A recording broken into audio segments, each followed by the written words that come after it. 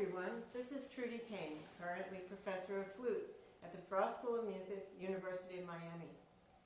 I'm here to speak to you about one of my most favorite topics, vibrato. Why is vibrato important? Vibrato, if done correctly, is a shimmer in the sound. It gives color, warmth, or even a coolness in the sound. You can vary your colors with changes in vibrato. You can vary dynamics with changes in vibrato. You can make smooth legatos, but you can end notes beautifully, and you can control your tapers. So, what is vibrato? I think it's a pitch change. And the easiest way to see that is to look at our friends, the string players. They put their finger on the string and go up and down. For us, it's very important that the vibrato always be below the pitch. This is because as soon as we begin to push, the vibrato will go above the pitch and the pitch will become sharp. We all know we don't want to do that. Vibrato is something we must practice. Without practicing it, it's the first thing to leave us and the last thing to come back. I'm going to give you a couple of exercises to practice vibrato. These are very importantly done with a metronome. The reason for the metronome is that it's very easy for it to become too wide. So wide and slow that we can drive the proverbial truck through it. The first exercise is one to control variations in the width of the vibrato. It's important to think of vibrato as a spiral, going around, not up and down. The throat will remain open. Think of that spiral in your throat. Set the metronome somewhere between 48 and 52 to begin. With practice, eventually you might want to get this up to 60. Please remember that each person begins this differently. For some it's very easy, for some it's harder. It really doesn't matter. All that matters is that you get there eventually. When I have students who come to me at the Frost School, we spend the first semester or the first year on this exercise. It's very important that you can control the width of your vibrato and that you can always come back to it and practice this. I'm going to give you a demonstration. We're going to begin with one note per beat. I'm going to set the metronome between 48 and 52. I'm sorry I don't have one here, but I'm going to pretend that I do.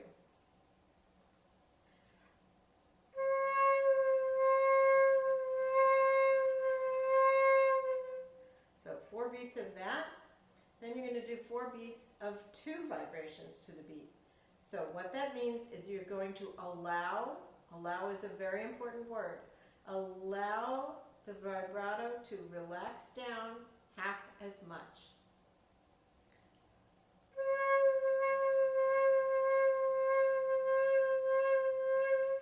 Then we're going to do 3.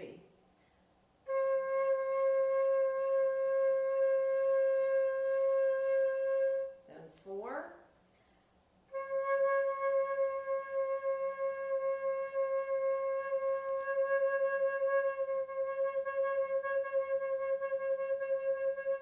And I went right into the 6.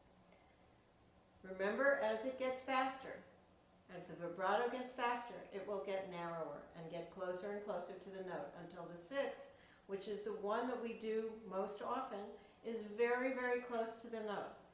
Now, I've caught myself saying it's right on top of the note. That's exactly what it should not be.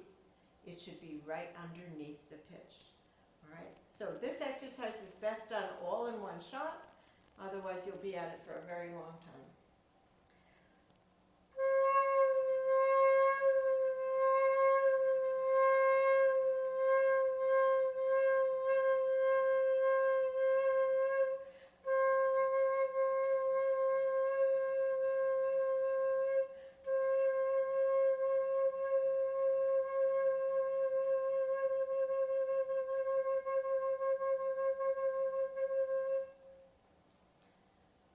As I said, it's best to spend some time with this so that you're really in control of how wide your vibrato is. Then we move on to the second exercise, which is the exercise I do now every day, and I recommend that you yourself do this every day. Remember to keep your throat open. The exercise, the actual notes that we're going to use are based on a Moïse exercise from De La Sonorité. With 6 vibrations to the beat, we're going to do a quarter note, going to a dotted half, repeated, half step. Now remember, this is very important. When we play vibrato going from one note to the next, what naturally we want to do is stop the vibrato before we do the next note. And that's very obvious and not necessarily so attractive. So we want to keep it going. The other thing that we tend to do if we think about going forward is to slow the vibrato down before going to the next note. That's also not correct. So I suggest that as you go from one note to the next, you think about actually speeding up the vibrato a little bit. That's not really what you'll be doing. You'll be fighting yourself, your own natural tendency to slow down and keep the vibrato going. Remember to open your throat and make the last vibration just slightly wider than the previous so that you get to the next note. Put your put your metronome on between 48 and 52.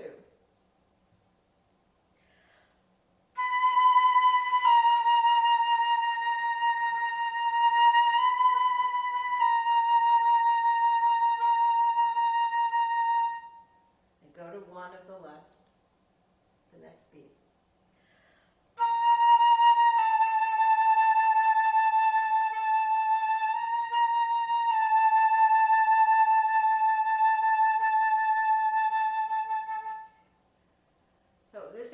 Should be practiced all the way down to low C or B if you like. Go back to that B that I began on and go all the way up to high C. The first exercise also should be practiced on every note of the flute. This second exercise, I can tell you, takes about 9 minutes to do. It sounds like it should be boring, and it can be not the most interesting, but it should be a challenge and something that will keep you occupied until the time that every day it's so easy and great that you don't have to concentrate, and I wish I had reached that day. So, let me give you some words about vibrato. I call it controlled relaxation. These are very important words. You're going to control how much you're going to relax down. In that first exercise, you learn to control how much you allow the pitch to drop. Very important that you always remember to think width, not speed. The speed will always follow the width. A wider vibrato will naturally be slower, but think wider. A narrower vibrato, which is the one we use the most, will naturally be faster, but you don't want to push it. You want to think about it's relaxing down very little. I recommend that you play your vibrato first every day. When you do it correctly, it sets up how you play for the day. You begin relaxed with the throat open, and that's the way you play for the whole day. Vibrato can help you with dynamics. When playing louder, you use a wider vibrato. When you're playing softer, you can use a narrower vibrato. This is this works best when used in the top octave, especially if you're playing something in the top octave, say, and your conductor is glaring at you and wanting you to play softer. Make sure that you use that narrow vibrato. On the bottom, you're going to find you have less variation because you have less resistance. This can also help you with colors. A darker color would be a wider vibrato with the throat very open. A sweeter color, you would want to use a narrower vibrato. Let me speak for a moment about legato, one of the most difficult things we do. I was lucky enough to study with Julius Baker, who had this most beautiful vibrato, and he made great connections between notes, but he never spoke about it. So my generation learned to just listen. Legato is covered in the second exercise. With your throat open, to go down, allow, remember that very important word, it's not push, but allow the vibrato to relax down with the last vibration a little wider at the bottom. When you're going up, you want to, again, open your throat and allow the last vibration to be slightly wider on the top. Not so much that it goes above the pitch, but just a tiny bit wider. You can end your notes beautifully. Always take the vibrato to the end of the note or beyond. Allow the vibrato to taper. In these cases, it's very important that you know exactly what you want to do. I recommend that you wait to the end of the note to do the taper. This is so that we don't lose it too soon. Now, a diminuendo is most easily done stepwise. If, say, you have 4 beats, do 2 of them, the dynamic that it says. On the 3rd beat, narrow your vibrato. On the 4th beat, narrow your vibrato further. If you have time, now you can make your taper. This works great with groups, by the way. And in our flute ensemble, if we have to all make a taper at the same time, we do exactly that. I will tell them exactly what beat to change the vibrato, and the tapers are extraordinary. When done with control, as controlled relaxation, and please remember, relaxing is the hardest thing we do. Vibrato will give you a beautiful sound with the throat open and a wide range of colors. Please enjoy.